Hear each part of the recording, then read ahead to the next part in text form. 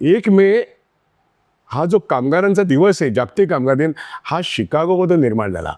एका एका एका हक्काच्या मागणीसाठी हजारो लोक जेव्हा रस्त्यावरती चालतात, त्यांच्यावरती त्यावेळची शोषण व्यवस्था, की तुम्हाला उत्तर, तुमचा हक्क देणार नाही, गोळ्या खा.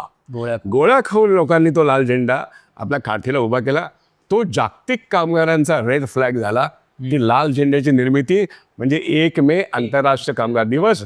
आणि त्याचा संदर्भ घेऊन जेव्हा कॉम्रेड श्रीपाद अमृत डांगे, भारतीय कम्युनिस्ट पक्षाचे त्यावेळचे अध्यक्ष, जे मरेपर्यंत अध्यक्ष होते, पण कॉम्रेड श्रीपाद अमृत डांगे हे भारतीय कम्युनिस्ट पक्षाचे संस्थापक होते, पण मुंबईतल्या तमाम गिरणी कामगारांचे आणि या देशातल्या तमाम कामगार संघटनांची जी जननी आहे त्या ऑल इंडिया ट्रेड युनियन काँग्रेसचे पण संस्थापक होते.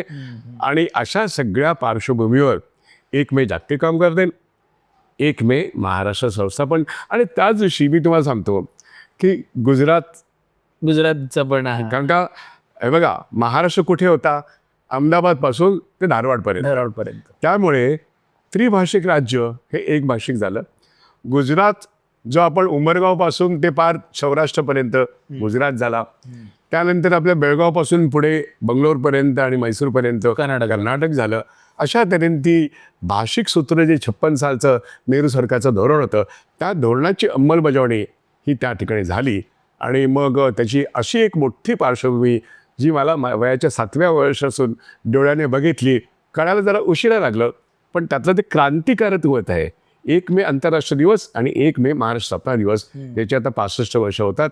तेव्हा आज जेव्हा आम्ही वयाच्या 70ला आलेलो आहोत, तेव्हा 65 वर्ष मागे म्हणून बघितलं तर हा महाराष्ट्र बदलला कसा, हे जग बदललं कसं, कामगार बदलला कसा, अर्थव्यवस्था बदलली कशी, कामगार जो मॅन्युफॅक्चरिंग सेक्टरमधून इंडस्ट्रियल रेव्होल्युशनपासून त्यात डिजिटल रेव्होल्युशनपर्यंत कसा आला, हा जो प्रवास आहे ना, हा अत्यंत रोमहर्षक आहे.